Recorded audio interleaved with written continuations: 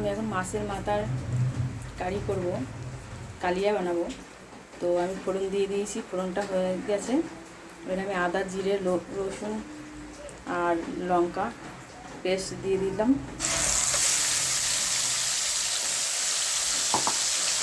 তো দিয়ে পেস্টটা ভালো করে কষাবো।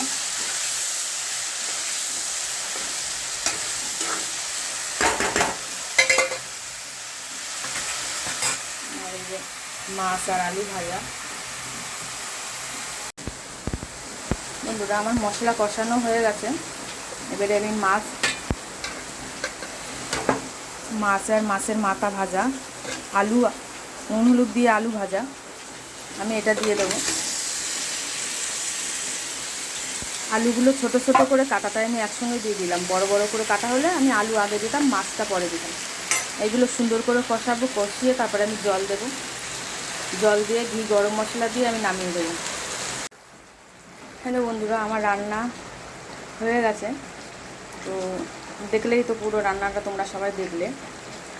তো একটু ঝোল ঝোল রাখতে হবে, নাহলে খাওয়ার সময় অসুবিধা হবে। আর এই রান্নার শেষে আমি একটু গরম মশলা গুঁড়ো দিলাম আর একটু মিষ্টি দিলাম অল্প করে। ধনে পাতা নেই আমার, ধনে পাতা দিলে ভালোই হতো। গরম মশলা দিলাম। আর আমার একটু মিষ্টি মিষ্টি তরকারি ভালো খাই, তাই জন্য আমরা একটু অল্প করে মিষ্টি দিলাম। তোমরা তো পুরো রান্নাটাই দেখলে কেমন করে করতে হয়। আমার রান্না হয়ে গেছে।